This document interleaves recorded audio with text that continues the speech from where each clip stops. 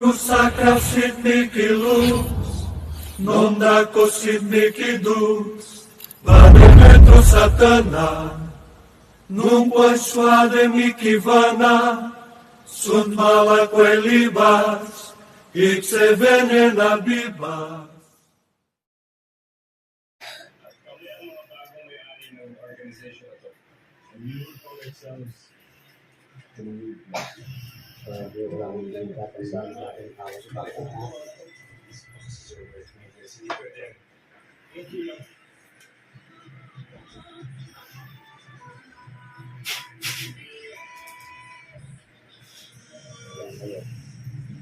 Walang makakalabas. Sige. Kakausapin kita. Bakit pati bata na binipermisyon ninyo? Magot! Gusto ko makipaglaro. Makipaglaro. Ikaw ba'y durende? Oo. Anong kulay mo? Itim. Itim. Saan ka nakatira? Sa lugar mo to? Sa likod. Gusto mo sa ganyan. Oo. Gusto mo mamatay? Ayaw. Ha? Ayaw.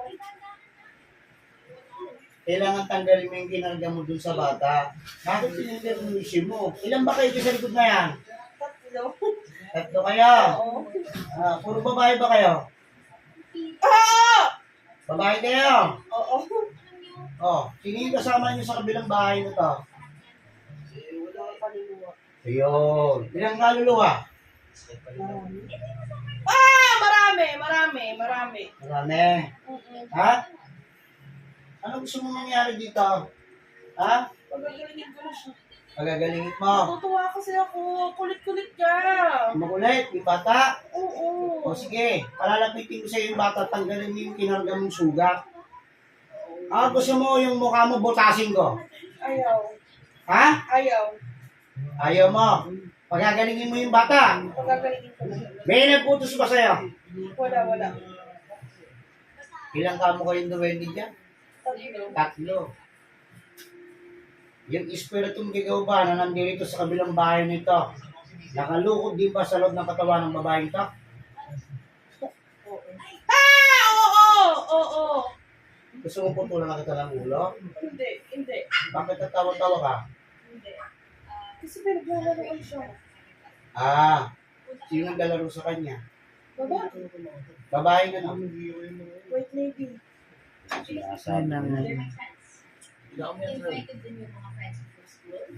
Siya bang nagbigay ng karamdaman sa bata? Dito sa kanya niya, sino nagbigay ng karamdaman? Siya din. May pangalan kayo, wala? Ang bilis ah! Wow! May nagmamay-ari sa inyo. Ngayon, itatanong ko sa iyo. Huwag kang magsinungaling sa akin, pupugutan kita ng ulo. Sino naglagay sa inyo dito? Para bigyan niyo ng karamdaman at bigyan niyo ng kamalasan ng tahanan ito. Yun nagpapagawa. Nagpapagawa.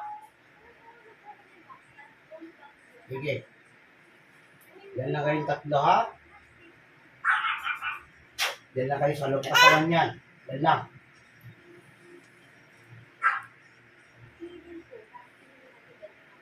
Espiritu na siyang namayapa na nasa kabilang bahay. Saan ka man nagtatago? Gusto kitang makausap mahina.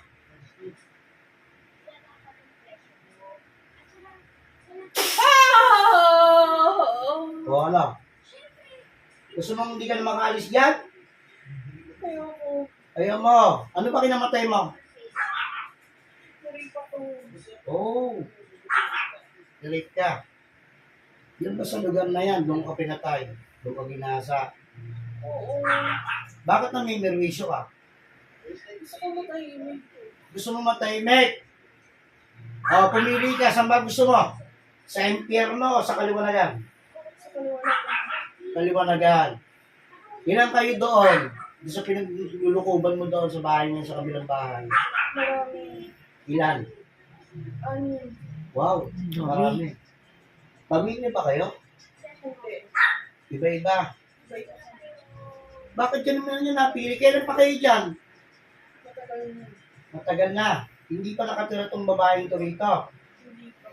Oh, puro ba kayo babae dyan o may kasama kayong patay na babae na lalaki? Iba-iba kami. Iba- May bata, may lalaki. Talagang napakarami. Anim ba kamo kayo? Anim? Opo. Okay, sige. Ikaw ba mismo nagbigay ng karamdaman sa bata? Oo. Hindi ko na po alam. Oo. Sorry. Oo. Ngayon, tanggalin mo. Pati dito sa kanya, Lina. Pati sa pangkabuhay nito, kayo ang umihila. Ano? Oo. Gusto niyo magpahirapan tayong dalawa. Hindi na. Oo. Ikaw ba yung YJD? O yung duwende? Duwende! Hindi pa ako tapos makipag-usap doon sa babae. Gusto ko makausap. Balik sa puting babae. Ako! O ngayon, tatanggalin mo. O, tanggalin mo. Unahin mo sa nanay. Lahat. Madalas na sakit ulo nito. O, ayan na. Talagang madalas masakit ang ulo. Eh, binibigyan mo ng karamdaman. Kasi gusto ko maramdaman niya. Na ano? Para makawala na ako dito. Oo, yun ba hinihintay mo ang makausap mo ko? Ganun ba? Eh, wag naman ito. Eh, gusto mo palang makipag-usap sa akin para matulungan kita. Eh, ba't kailangan pumirwisyo? Kakawawin na. Kaya minsan tumatayo yung mga balili niya. Kasi nagpaparamdam ako sa kanya. Gusto mo naman tahimik. Bakit pati yung anak nito? Binigyan mo ng karamdaman. Kasi alam ko sa kanya. Sige, kasi niyo ako.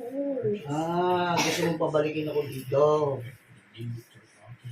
Eh, bakit hindi ka nakipag-usap sa akin? O di kaya dinaan mo man lang ako sa panaginip kung gusto mo talaga humingi ng tulong.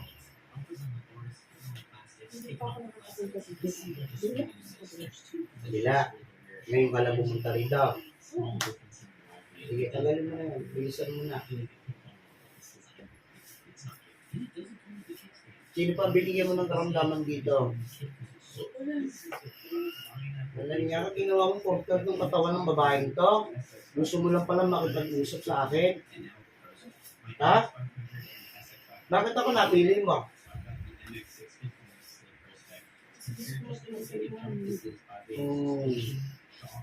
Gusto mo makita sa liwanag. Dapat pag tinulungan kita, mangangako ka sa akin. Napagagandahin mo na pamumuhay ng pamilya nito. Hindi mo nabibigyan ng karamdaman. Nagiging maayos ko ang kanilang pamumuhay. Yun ang naman gusto kong malaman yun eh. Yun naman gusto kong malaman sa iyo.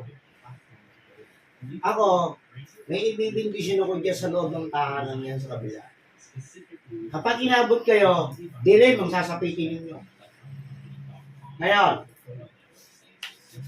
gusto mo ikaw sa kaliwanagan. Eh paano yung mga ibang kasama mo? Magkakakilalan ba kayo? Hindi. Oh. Saan kayo pati ng bahay niyan sa kabila? Saan kayo banda? Sa likod! Sa likod. Sige. Kaya nga po pupunta siya sa kabila. May nararamdaman siya agad dito, bumabalik siya agad sa bahay nila. Oo. Alam ko na kung bakit siya gusto mo napunta ng katawan nito. Natutuwa ka at maliwanag ng katawan. Malinis ang puso niya. Kaya nga, maliwanag, natural. Oo. Hindi yun ang daan papuntang langit. Katawan ng tao lang ang gusto niyong puntahan. Portal yan. Huwag niyo gawing portal ng katawan ng babaeng ito. Hindi ako makapapayag. Gagawin niyo yan. Kaya wala na, pag na mag-aan ang kanyang katawan. Oh. Baka gusto niyo, isilid ko pa kayo sa loob ng papel eh. Ikulong ko kayo. O ano? Gusto mo? Hindi. Hindi Oh, na. sige. Tanggalin mo. Palalapitin ko yung bata na binigyan mo ng karamdaman. Naintindihan mo? Oo. Baka mayroon pang ibang bata na binigyan mo ng karamdaman dito. Wala na. Siya lang kasi natutuwa ako sa kanya. Tutuwa ka. Kulit ka dito. Nakikita ko may liwanag. Nakikita mo yung liwanag. Oo. Sige, kung gusto mo, padalimin yung kaliwanagan mo. Wow. Oo. Bigilan mo na, bigyan mo ng magandang pamumuhay ang pamilya nito. Huwag kayo magbibigay ng karamdaman sa mga tao nandirito. Hindi na mauutos yung mga ko. Talagang hindi na mauulit yan dahil ayoko nang bumalik dito. Mas na kayo bumalik dito at kayo pa rin. Eh nandiyan at hindi kayo maalis. Wawasakin ko kayo isa-isa. Naiintindihan niyo ako. Naiintindihan niyo Oo, ako. oo. Sige. Tanggalin mo yung karamdaman ng bata ha. Yung lagnat niyan, alisin mo. Naiintindihan mo. Sige. Yan. Yan. Alisin mo yung init ng katawan ng bata. Ano naman yung manahimik yan? Kawawa naman eh. Bata yan, walang kinalaman yan. Pinaglagay sa init yan. Tato! Oo. Panibago na naman. Dinagdagan pa kayo. Hindi kita nakausap yun. Iba na naman.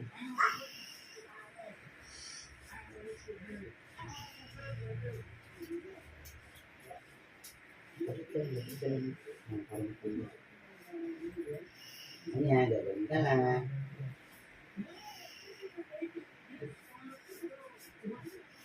Sa asawa nito, may nilagay kayo. Wala. Sa kanila lang. Sa anak na lang na babae. Kasi madalas siya napupunta doon eh. Bakit ba ayaw ninyong tigilan ito? Bakit ba? Bakit ba? Bakit? Kasi siya yung nakakatulong sa amin makaangkat sa langit.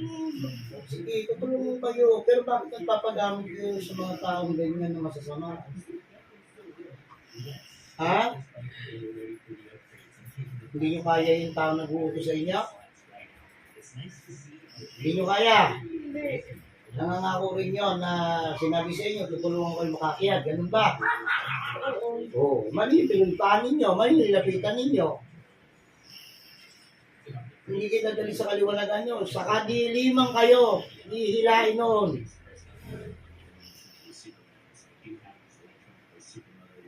Lahat ng kamalasan na inilagay nyo dito sa loob ng tahanan nito upang hindi pumasok ang grasya, ang dali na nito.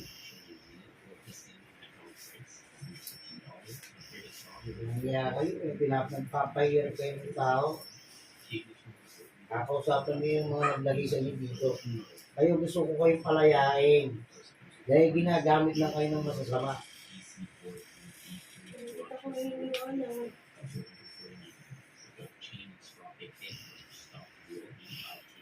Gusto ko lang, nagkakasama na ba kayo sa loob ng katawan ng babaeng ka? Oo. Ayun. O ikaw naman lalaki. Gusto ko itong kausapin. O ano naman ang papel mo dyan? Gusto ko na makakyat. Gusto mo lang makakiyat Ang tagal ko lang hinintay.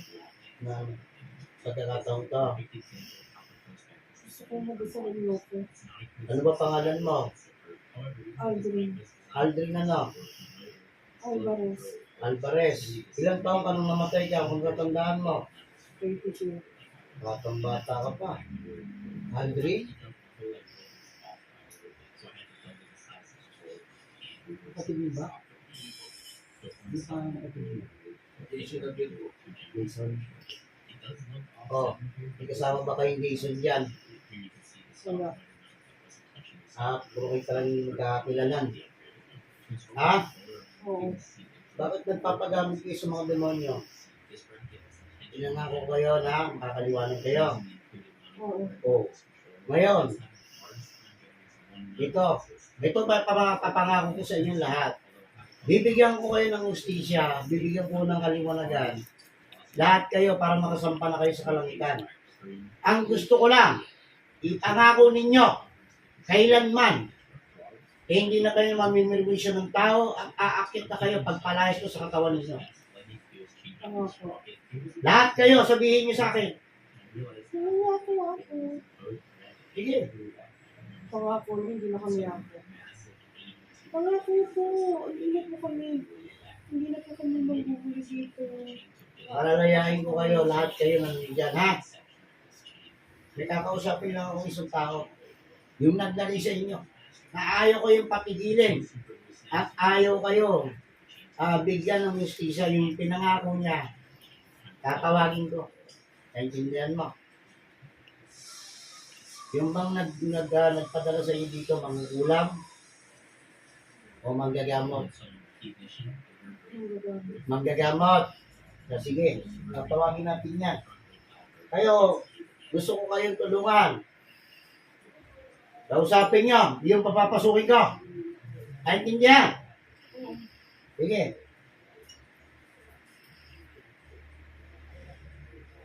Espiritu daw ng manggagamot na siyang naglagay sa loob ng tahanan ng taong ito, maging sa kabilang bahay, upang hindi umasenso sa pamumuhay ang taong nandito.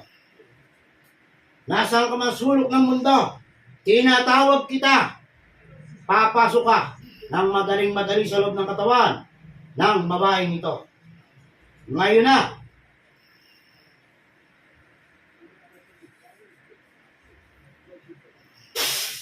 Oh, sir! Oh, ano? Ano? Ano gusto mo mangyari?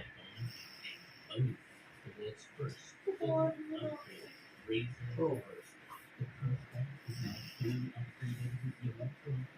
Bakit tayo mapigil dito?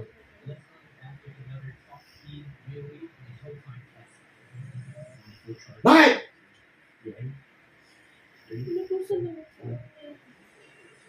Wala ka bang gagawin kabutihan sa mga tao? Hindi ka walang mga.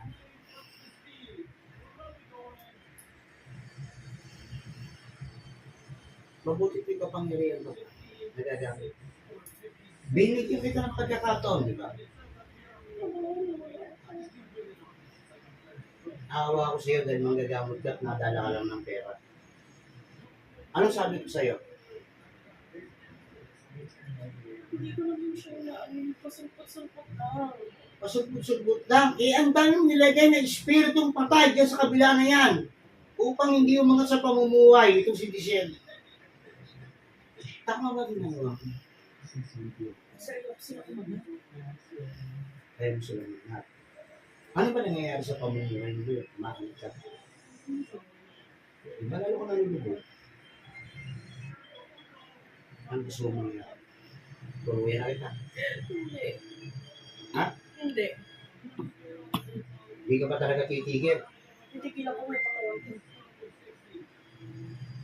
Ikaw, binigyan kita ng pagkakataon para mabuhay.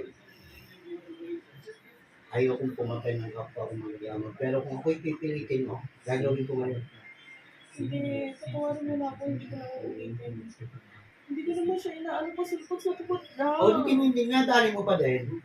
Binibigyan mo pa rin ng karamdaman.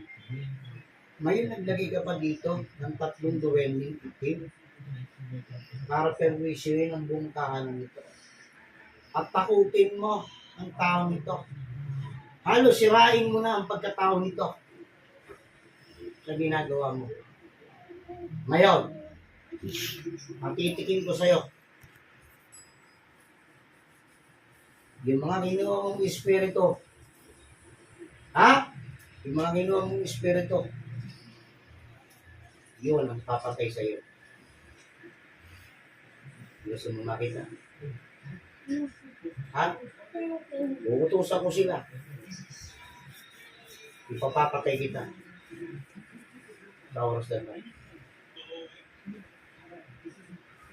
6 yung ginawa mong espiritu, bakit hindi mo pinapalaya?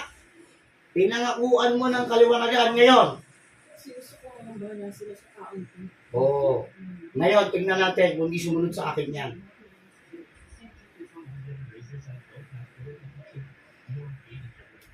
Sa oras din ito, susundin nyo ang aking ibibigay. Ang aking ibibigay sa inyo. Patayin nyo ang espiritu na magkukulang nito. Kayong anim, patayin nyo. Sakalin nyo to. Ulitin nyo. Sige! Inuutosan ko kayo. Di ba pinangakuhan kayo? Ha? O, ngayon. Ito na yung pinapangako ko sa inyo. Paliliwanagin ko kayo, palalayain ko kayo. Matagal na kayong ginagamit ng masamang manggagamot na yan. Ngayon, gawin ninyo. Patayin nyo, sasakan. May na! Sige, salin niya. Sige. Lahat. Patayin niya ang magkukulang na yan.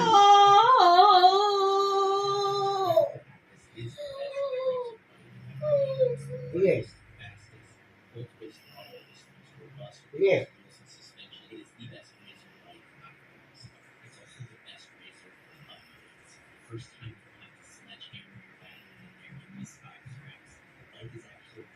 Yung lalaki, yung espiritu gusto ka makausap.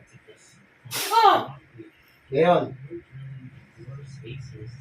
yung pinangako na napako, ako magbibigay sa inyo ng kaliwanagan.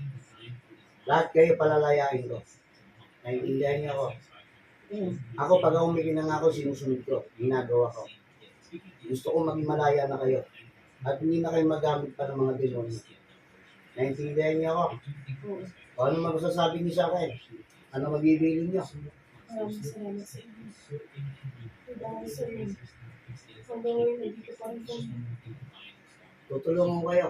Kayong anim. Pag sinabi kong labas kayo sa loob ng katawan ng babaeng to, labas kayo, naintindihan ako. Bibigyan ko kayo ng kaliwanagan. Pero kailanman hindi na kayo mamimirwisyo ng mga tao. Nagkakaintindihan. Sige. Kayong anim na espiritu na ginamit ng kasamaan, bibigyan kayo ng kaliwanagan. Papunta sa unang baitang ng kalangitan.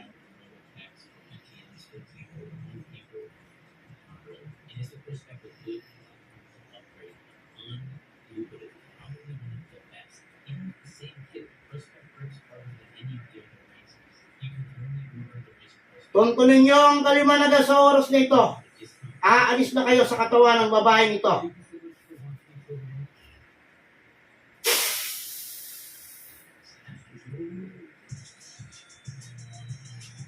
Yung tatlong duwende na iwan, yan muna kayo. Gusto ko kayo makausap.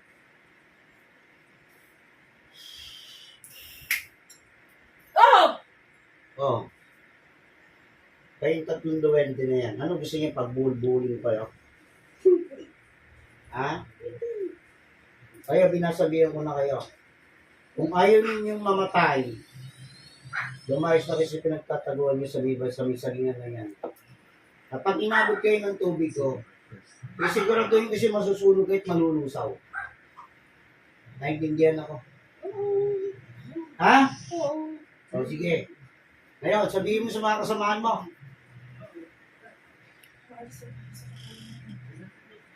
At hindi na natin sila gagandalain pati na rin ang mga bata. Nagkakaintindihan tayo.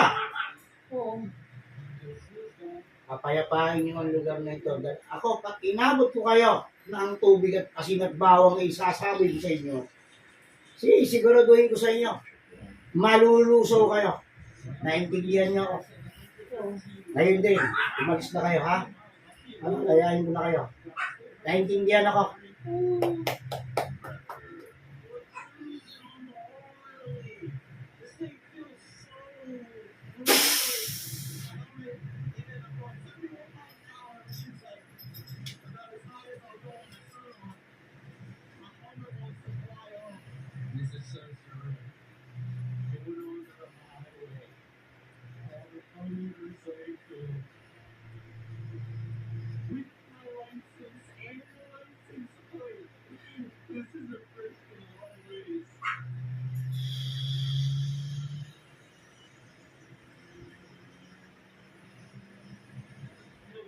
kapayapaan ang iiwan ko sa iyong katawan sa oras na ito. Mawawala ang lahat ng sakit at karamdaman mo. Maging ang kinarga sa loob ng katawan ng bata sa oras na ito.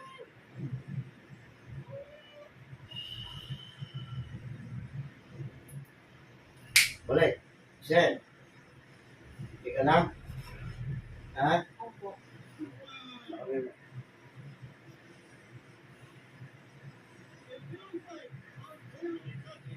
Yan.